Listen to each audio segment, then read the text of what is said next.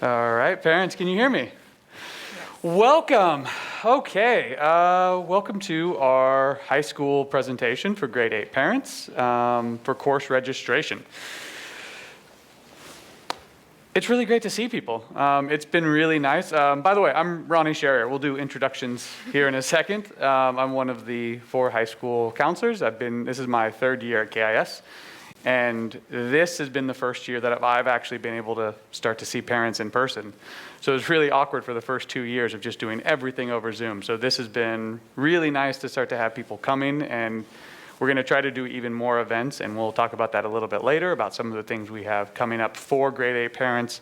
Again, trying to get you guys used to high school and answer some questions. I know this can be an exciting time and also a time where there's sometimes a little bit of fear and anxiety about, oh, these decisions are really important. And so hopefully we can start to try to put your mind at ease a little bit and answer as many questions as we can.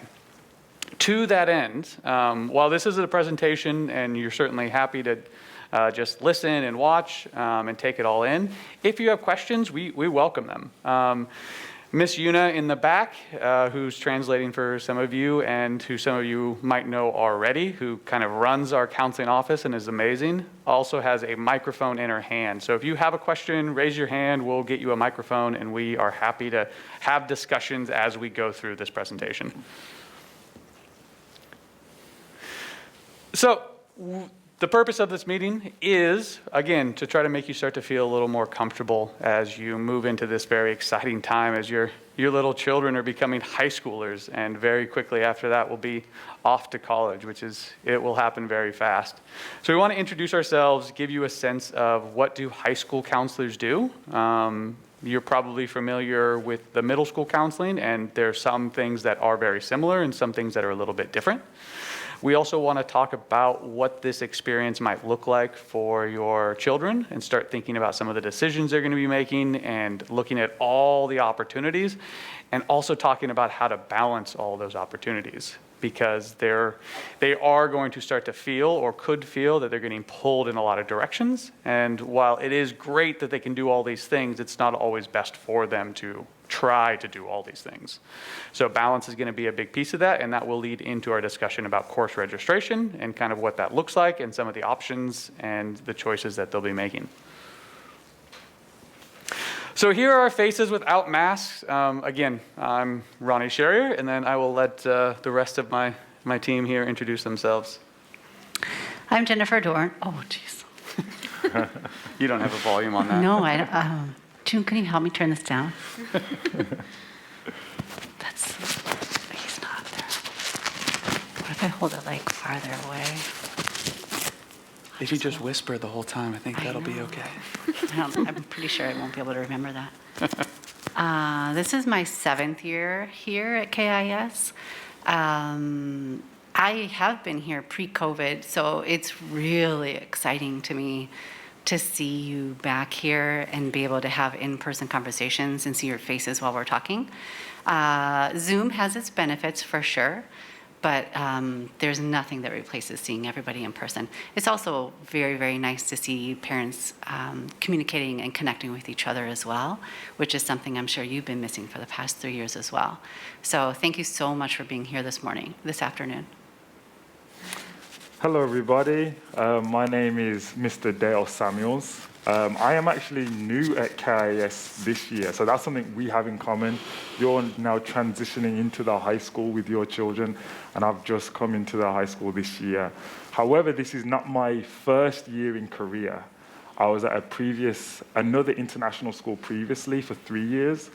And so, yeah, I absolutely love it here. It's been a great first year for me, and I'm really excited to get to know your children. I've had the pleasure of meeting some of the 8th graders earlier this week in our student course registration, and I'm really looking forward to getting to know you once I get the students I'm going to be counseling next year. My name is Sana Mohammed. This is my first year at KIS and in Korea. Prior to moving here, I was working as a school counselor in California. Same, like everyone reiterated, really excited to work with you all in person and your students. And yeah, we're looking forward to welcome you all into the high school. So in the high school, we've got the 4 counselors, and we divide up the students equally. And so we all have a fourth of each grade, and so we work with them from start to finish. So when they enter 9th grade all the way through, if they stay through 12th grade, we kind of stay with them that whole time. And we partner on a lot of these presentations, and students can certainly come talk to us about anything. They can talk to any of us. But they do have specific counselors, and I think I'll be frank, one of the reasons that I chose to come to KIS when I was looking at schools the last time I was leaving my previous international school was really the kind of counselor to student ratio, and having the opportunity to spend so much personalized time with students was really something that I valued, and something that I think is great that we have here at KIS. And so each of us have 20, 22, 23 students in each grade, so we get a lot of time to get to know them, and we get to spend that whole 4 years. And so right now, for me personally, this is my 3rd year, and so I've got my juniors who I've had since 9th grade, and it's just really, really fun to see them go through that whole experience. And I can't wait to write their letters of recommendation and see where they end up after high school. And so we're all really looking forward to that experience with your children as well. So in the high school, there's a number of things that we do and a number of ways that we work with your students. Academics, which we're talking about course registration today, is a big piece of that. And we started talking to the 8th graders this week, talking about what high school will look like, talking about course registration. And this will extend into study habits and time management. How do they work with teachers, especially if maybe they're not comfortable talking to teachers? How do they utilize their time? How do they balance their course loads? Those will be discussions that we'll have both in group settings when we run kind of group lessons that we'll do throughout the year, and then also in the one-on-one time, both if we notice something or a teacher mentions something to us, we might be proactive in reaching out to them to have a discussion, as well as allowing them to come see us as much as they can, right? We're kind of open to seeing them all the time. I know just before this, it's 9th grade auto block right now, and we all had different kids coming in, chatting about various things, whether it's course registration for a lot of them right now, but also some of them just talking about other things that are going on in their life. And that's another aspect that as they go from childhood into these teenage years and on to becoming young adults, like talking about life, talking about their interpersonal skills, talking about their relationships, talking about how do they deal with anxiety, how do they deal with failure, which we all will start to, we all experience at different points. And high school is going to be a time that there's a lot of great things, but how do they adjust to these new changing environments, and how do they respond to setbacks, which are just a normal course of life? And so those discussions will certainly be happening. And again, those lessons and trying to build those skills so that they leave high school as really healthy young adults who have a lot of these skills to go off and live on their own. And then, of course, college, career, post-secondary planning. That's going to be a part of this journey, and talking about what decisions are they making now that will have an impact on that? How are they discovering those things that are going to be of interest to them? What does it mean to like something and think about that as a career? And just being open to a lot of possibilities. And so, again, there's going to be a lot of ongoing discussions. And just as we kind of mentioned to them, we hope that you'll also encourage them to come talk to us whenever they need or whenever they want to, and just spending time having those discussions and trying to help them along the way. The things I'm missing, jump in if you guys feel like it. No? I think you got it. Okay.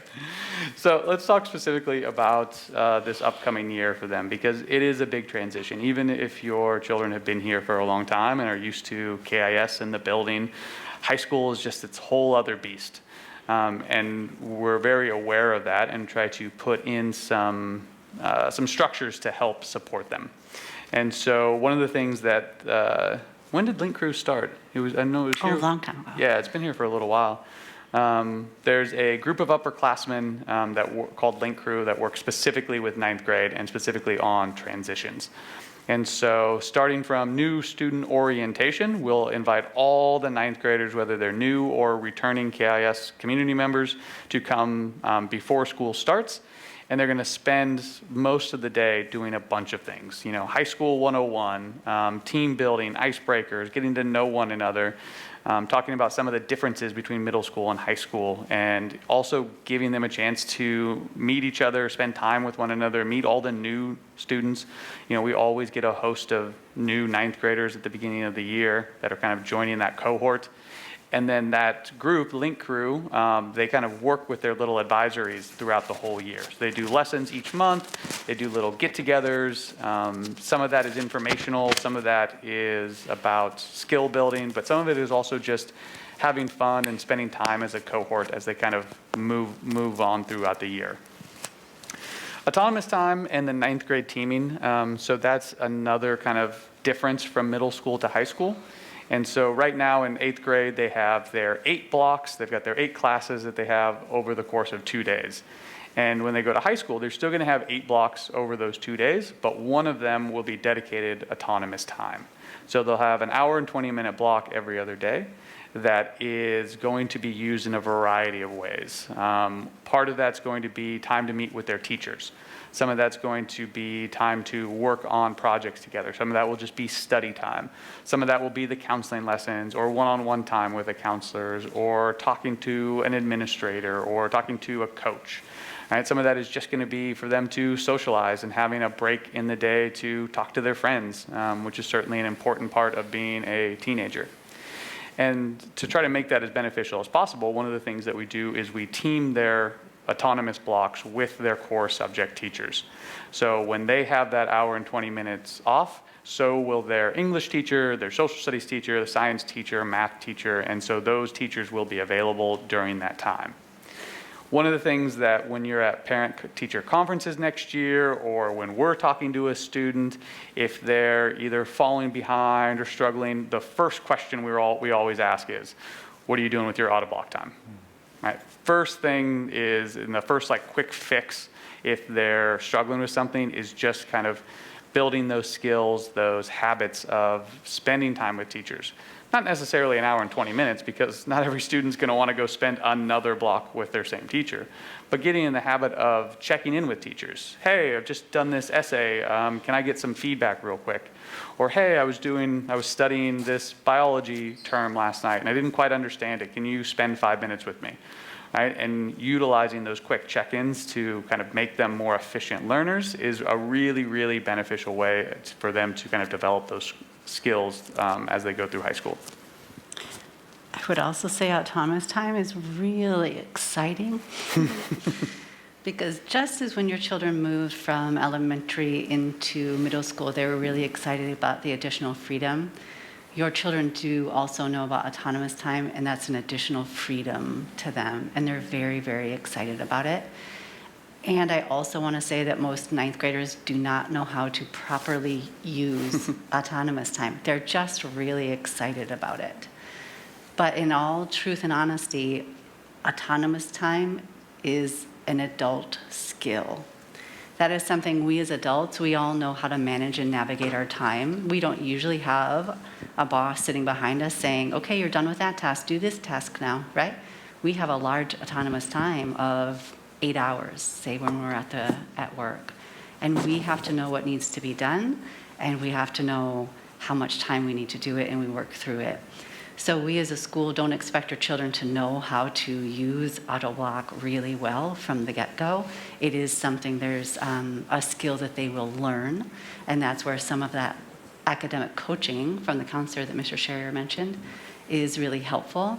But it's also really helpful for you as parents to talk about what did you do during AutoBlock today, who did you chat with, and when you're talking with them about courses and there's material that they don't understand, that you also use that question of, did you see that teacher during AutoBlock, as a way to help coach them into knowing how to use AutoBlock appropriately, eventually on their own.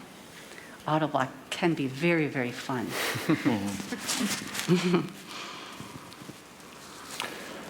So, apart, like Miss Dawn and Mr. Chari shared a lot about how exciting Autoblock is for students. And another thing that is so exciting for upcoming high schoolers is all the extracurricular activities that become available to them, which is so different to what they have previously experienced in middle school. And one of those things is clubs. I believe currently in middle school they get one club, but in high school they take 3 clubs a week, on Monday, Wednesday, and Friday. And the clubs that are available to them are so vast and so interesting. If a student has a club idea that they would like to start, then a student can do that and create a club that is based on their personal interests. Not only do we have like student interest clubs, there's roster-based clubs like speech and debate and MUN, where students have to kind of like do something to get into those clubs. But then there are other clubs where students can freely join, such as chess club or a gaming club or I don't know, a comic strip drawing club. So many things for students to do, and it's so exciting that they have these opportunities coming into high school. Another thing that is very exciting for students is sports, and getting to now compete at a JV, junior varsity or varsity level in sports, and compete at a very competitive level against other schools, traveling to other schools, being coached and learning about more understanding about what sports are and how to perform at a higher level in sports. And to take part in these sports, students have to try out and go to the tryouts and commit to participating in a full season and building as part of a team and learning how to be a part of a team. The sports that they can partake in is basketball, cross country, swimming, soccer, track and field, help me out, volleyball, Table tennis? I know there's badminton. Oh, yeah. Yeah, and then there's some other sports such as, I think there's been tennis previously and maybe some table tennis. So there's so many sports that they can partake in.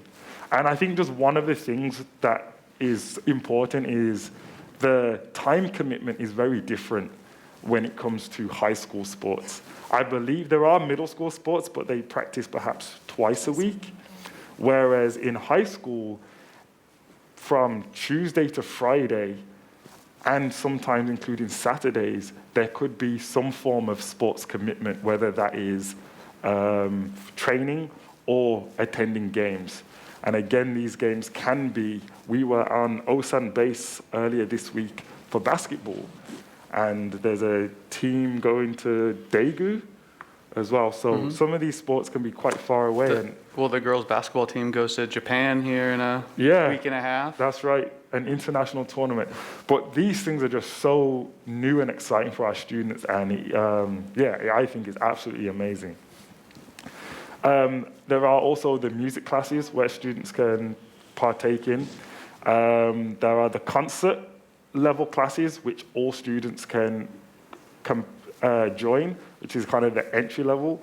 But then we have the audition required music classes where it's like the Phoenix Wind Ensemble or Phoenix Orchestra, where students have to audition to be involved in those music classes. And I've talked a little bit about competitions, but as well, we do have the speech and debate competitions where students will compete against other schools. And one thing that I do want to talk about is the community connections, where our students one fantastic thing about our students is that they do really want to be involved in the community.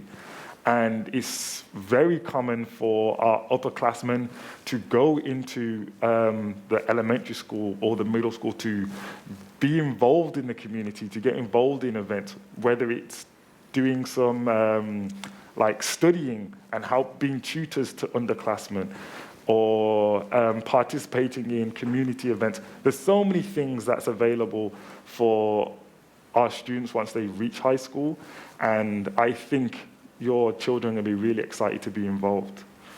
I think this is a good place for you as parents to have some conversations with your children about their time and about their energy levels and what these various commitments look like. You guys are all pretty well equipped and have a lot of expertise in when your child does well and when they can become overwhelmed.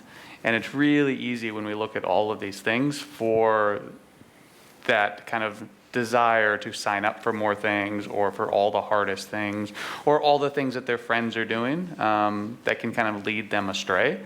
Even when we think about clubs, there's a big difference between some of the clubs that have homework, that have events, that have things that they're needing to do outside of that club time versus some of the clubs that, you know, ping pong club, where you just go and play ping pong for a little while, or poetry club, right? Or cooking club, right? Some of them are going to be less time intensive outside of that club time than others, and kind of knowing where their strengths lie and making sure they're kind of making decisions with that in mind.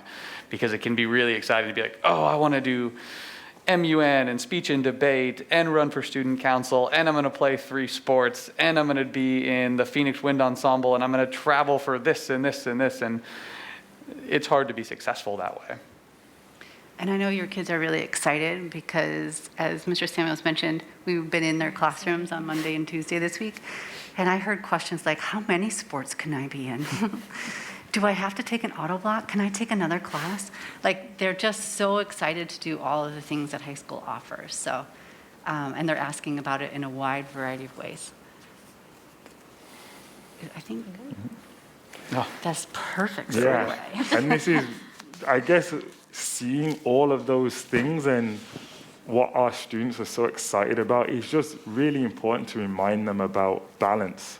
And just touching again on what most Ms. Dawn and Mr. Charrier have said, I think one of another adult skill is being able to say no, and saying, no, this isn't right for me, or I shouldn't do an additional thing. And so I think helping our students and our children to know when it's better to say no to adding something else is also really helpful. And to understand the importance of quality rather than quantity, and to have things that we enjoy, where we can be successful and put all of our hearts and passion into it, rather than doing 20 things at a surface level where we can't truly engage or really commit to doing that. So I do think it's really important to explore with your children what it does mean to find balance.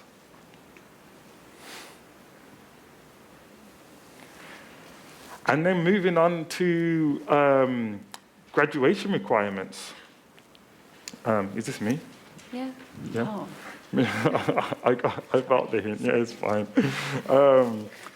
So coming to being in high school, students are required to achieve 22 credits, and that is to meet the KIS graduation requirement.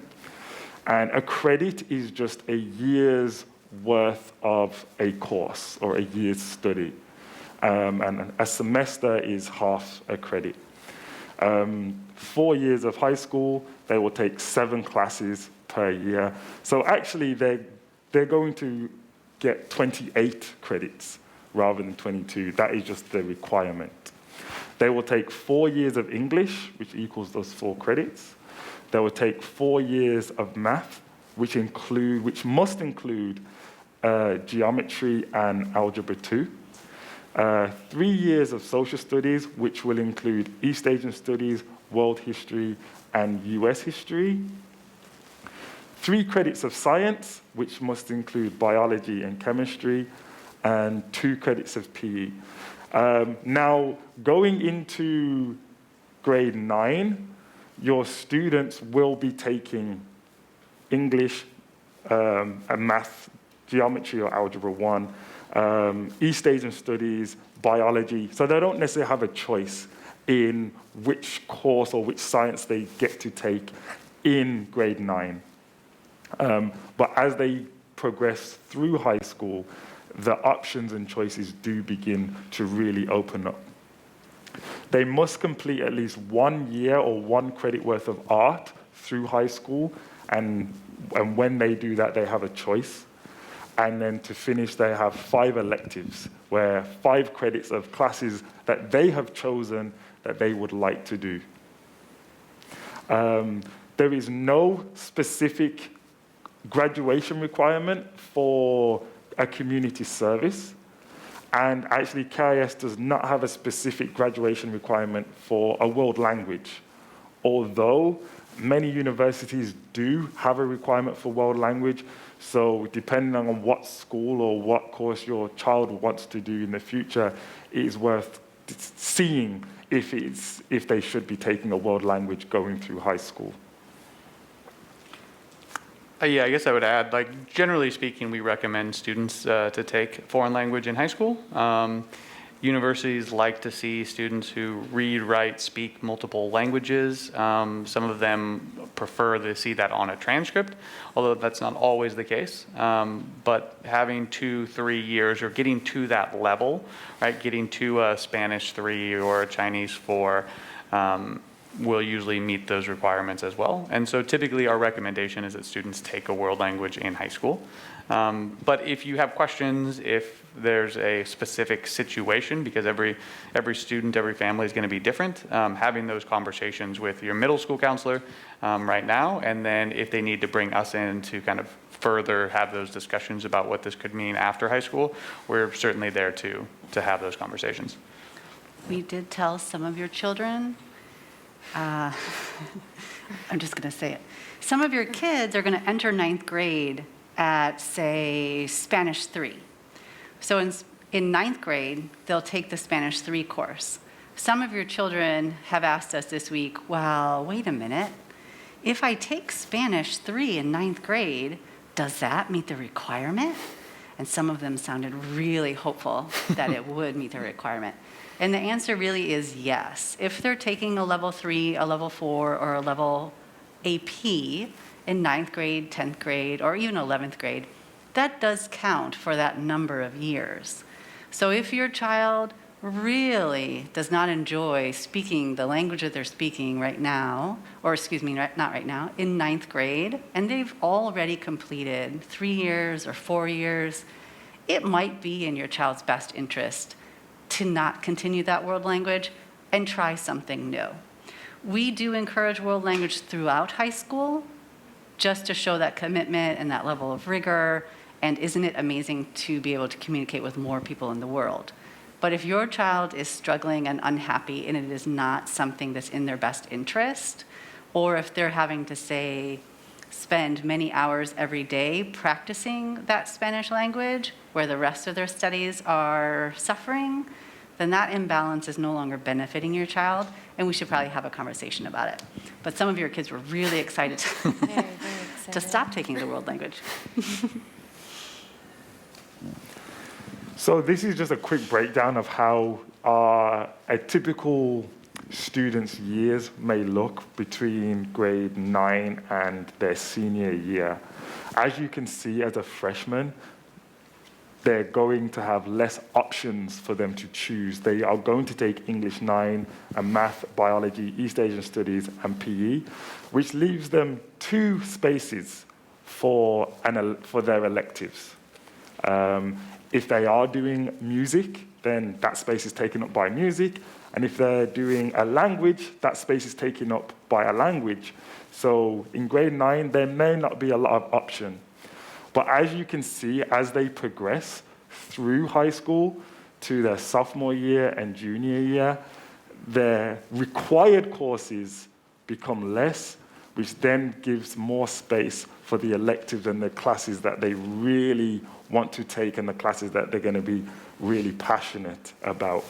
By their senior year, they only have 2 actually required courses, and then that gives space for 5 electives. It's really Yeah, exciting. I had a 8th grade student ask if they only had to take 3 classes in their senior year. I was like, no. You have to take those 2, and then you have to take the rest of your electives. But an elective can be an AP science class. It could be a math class, another math class. It could be any other courses that are listed. So I thought that was really funny. But they do have to come here, yes.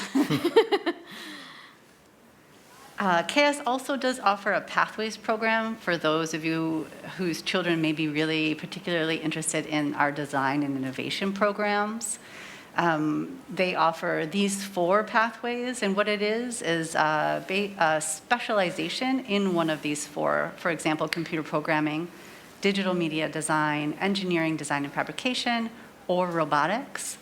And those, each of those pathways has a particular bundle of classes that students are required to take over their 4 years.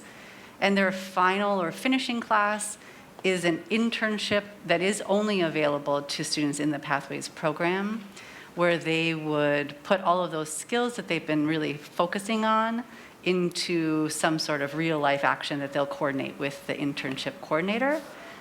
So if your child is particularly interested, the Pathways program might be a good thing for them to check out. There'll be some information sessions coming up. It isn't something that they have to choose or select and sign up for. It is something that they'll work towards if they're interested in it.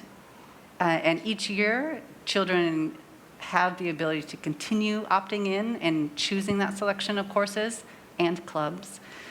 Or at some point, if they feel like they're not having space to take the other courses they want, they can decide the Pathways program is not what they want to do. The courses that are available in Pathways are open to all students. They do not have to be in the Pathways program, for example, to take digital media design or programming. It's just a particular bundle and would show universities and going forward that your child has a particular interest and probably strength in that field. The only class that's not available to everybody is that internship class. So we've just given you so much information, and your children have all of the same information. This is actually the same slideshow that we used for your kids. So you guys have seen both of the same thing.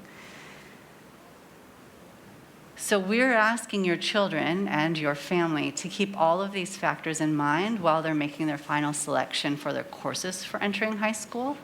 We're asking, of course, your first goal is to graduate from high school, so keeping those requirements in mind, keeping in mind their plans for after high school, college admissions requirements or recommendations, as well as what they think they might want to study when they get there. We're asking your children to keep in mind academic fit and their own academic interests, their time and their balance.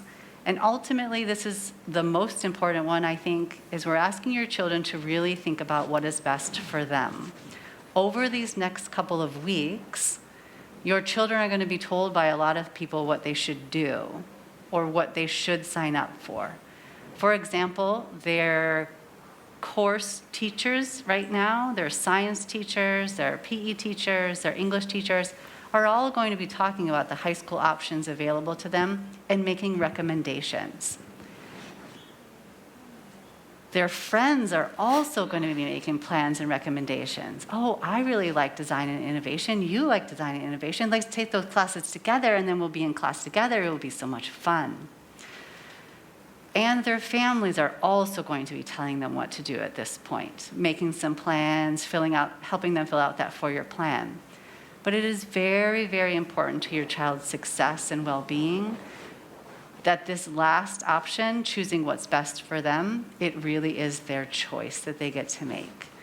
We all have different interests. The teachers have different interests, the friends have different interests, and you have different interests.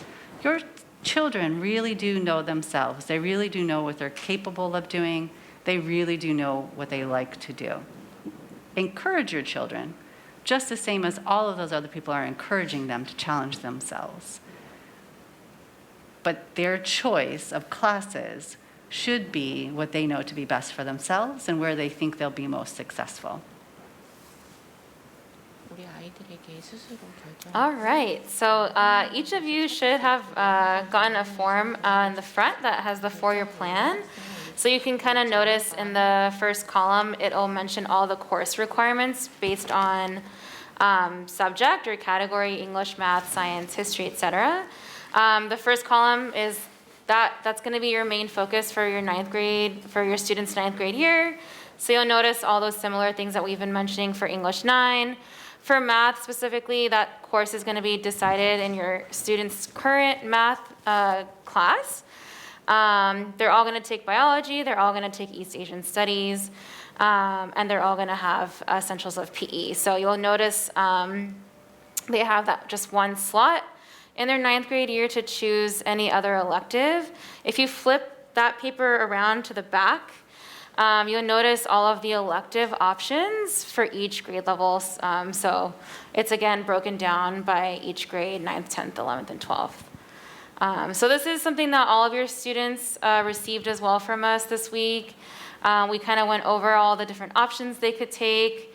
But if they do have any questions, make sure you have them come or talk to their current counselors in the middle school. Or if the middle school counselors aren't sure, they'll come and talk to us about it. If you have any questions as well, please make sure you do reach out. But this is kind of the general plan that you can follow.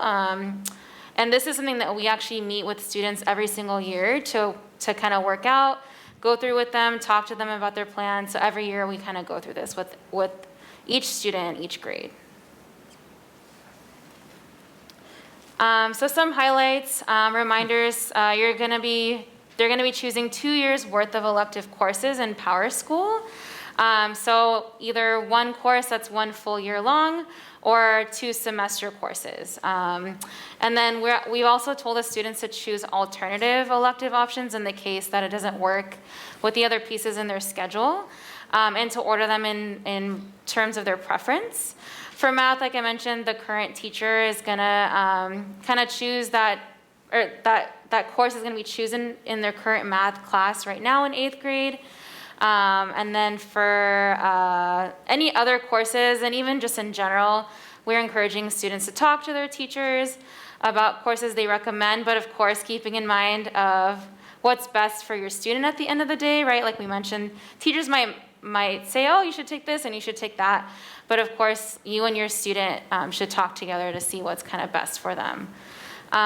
Electives, band, choir, and orchestra, they would be signing up for concert level only at this point. This is the time frame that we've had in terms of just course registration. So this week, we've talked to 8th grade students. We're meeting with you all today. And then next week on the 26th, there's going to be an electives showcase during their advisory. This is a great place to kind of learn more about all these other elective choices or options for them. The 1st through the 3rd in February is when they're going to actually be registering in Power School for their courses during advisory.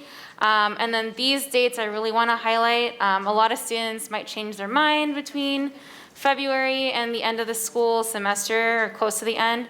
So the April 17th through April 28th, that's the week we're going to offer them an option to put in a course change request if they've kind of changed their mind or something else has come up in the conversation with you. After this date on the 28th, no changes will be made. And the way that they're going to get informed of this is through their email. So we told the students they need to be really proactive checking their email for this form. If on the, May 1st comes around, they come and say, I didn't see the form, I didn't check my email, I missed the deadline, that's kind of unfortunate, but we're going to tell them we won't be able to make any changes after that point. I do want to say that your children's best chance to get the classes that they want is to register for them between February 1st and 3rd.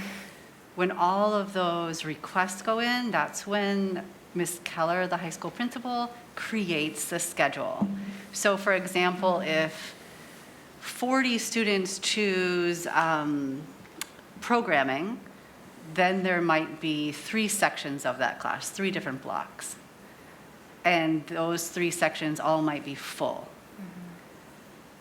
And then your child didn't choose programming, but they, in April, decide that they would like to do that, they've changed their mind, those 3 blocks might be full, and there wouldn't be any option to join them. However, if your child had chosen at the beginning, in February, when Ms. Keller creates it, she might be able to increase the number of blocks that's offered, or make sure that your child's able to get a spot. So please encourage your child to do all the research and thinking about this that they need to at this point. This is their best option. The time in April is really for exceptions. It's not, well, I don't have time to do it now, so I'll just sign up for this. Then in April, I'll really think about it. Because chances are high in April that there wouldn't be space, or that flexibility is no longer there. I'd There's no suggest setting aside some time to have these conversations with your kids over the next few days. It's really easy, especially right now. We've got the lunar holiday coming. There's a bunch of stuff going on with the new semester. Sports are going to start up for the middle school. And to kind of just push this down and be like, oh, we've got February 1st to the 3rd. But if they haven't kind of made those concrete plans, that's when it's going to be a, hey, Johnny, what are you signing up for? And those decisions start to be a little more easily influenced versus having that conversation beforehand and kind of knowing, okay, I'm signing up for these classes and here are the reasons why. I also do want to say, for those of you who have been at other schools, KIS also doesn't have a change period at the beginning of the school year. And we've had some families that have had that experience or opportunity at other schools, but KIS does not have that. So really, February 1st through the 3rd is your best chance to get the class you want.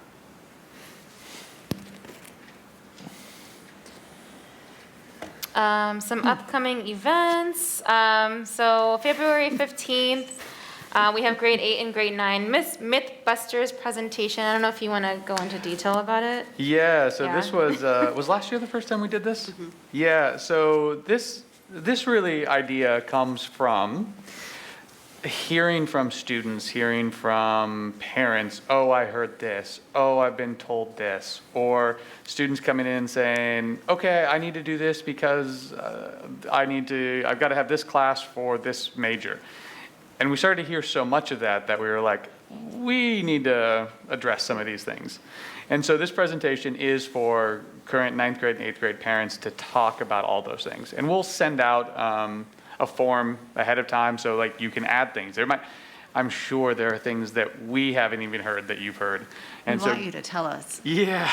Or we want you to tell we us, need like, the all information. those crazy rumors that you hear, we want to know about them so that we can talk about them. Yeah, and so that'll be a presentation, and we'll do that, it comes up really fast, actually, to address some of those things, especially as you're kind of planning what high school looks like, and for those 9th grade parents who are also making a lot of plans. And then, there's going to be a welcome to high school coffee that Ms. Keller, the high school principal, runs. It will be sometime in March or April. Again, information for that will be sent out. And then us as a high school counseling team, we call these our parent coffees. And so no presentation or workshop, very informal, just an opportunity for you as 8th grade parents to come and hang out with us for an hour, ask questions, have discussions, talk to other 8th grade parents. And going forward, just as how our department works, is we host these every month. We have at least one, if not 2, kind of events, whether they're presentations or workshops, and then we hold grade-specific coffees throughout the year for 11th grade parents to come in and talk about, because they'll have certain things that they're hearing and we can work through, senior parents, etc. So when you get into high school, there'll be lots of events for you to, again, come, talk to us, ask questions, get some information. Any questions?